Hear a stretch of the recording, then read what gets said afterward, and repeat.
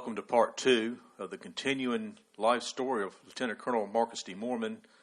This is going to be part two, like I said, but there's also two other episodes. One's titled The Introduction, the other part one, and so this will be titled part two.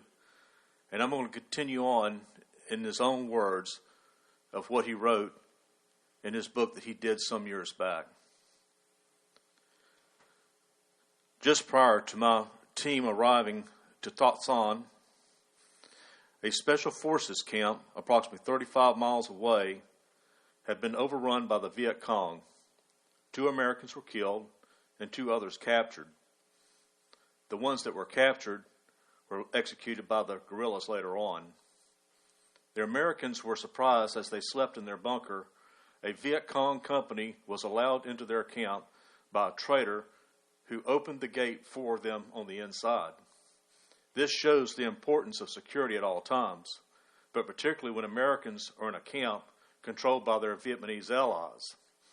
At our camp, we always had at least 1 American on guard 24 hours a day next to our quarters or on operations. We prepared our own meals for the first 2 months until we hired a Vietnamese cook who we felt we could trust. We took turns cooking, which mainly consisted of canned goods when available, rice, manioc, which we bought locally, and had no ice, milk, eggs, butter, fresh meat, or anything that had to be refrigerated. I'm not sure how good our cooking was, but I arrived in Vietnam weighing 210 and left weighing 175 pounds. I did not want to look like the ugly American, but I stayed away from most of the Vietnamese food except rice. I did not want to get sick, and besides, duck blood pudding and rotten shrimp and a sauce made from rotten fish just didn't appeal to me. I imagine not. Another problem was water. We had a concrete cistern which we stored rainwater during the monsoon season. But unfortunately, this did not last through the hot or dry season. We tried to conserve during bathing, but soon we had a rash all over our body, and Dial soap requires lots of rinsing.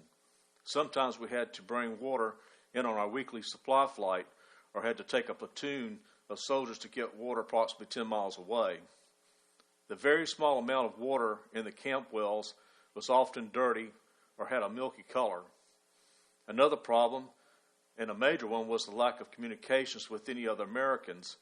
To send the messages to our headquarters in Saigon, we had to relay through Vietnamese to their headquarters, and then they would forward the message to the Americans.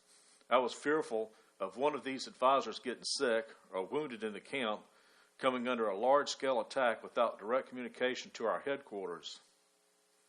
After 2 months, things began to improve, with the exception of one incident when I had to ship one of my sergeants back to Saigon. I had told my team that I would not tolerate any drunkenness, as there were only 5 of us to defend ourselves in case of attack. Well, one sergeant started drinking rice wine on a Saturday and woke up on a Monday. I shipped him out on the next otter flight.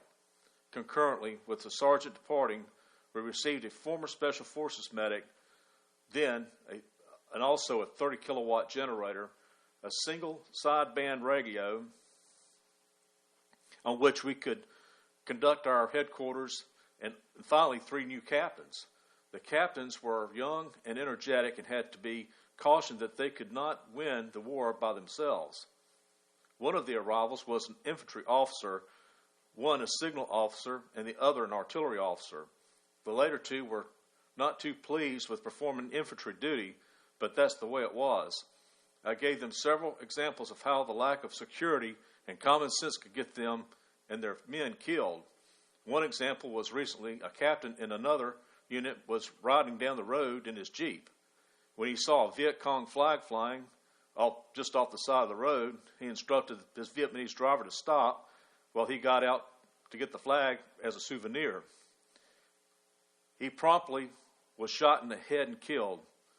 I estimate that probably 40 to 50% of U.S. casualties during this early period of the war were caused by someone doing what they shouldn't be doing.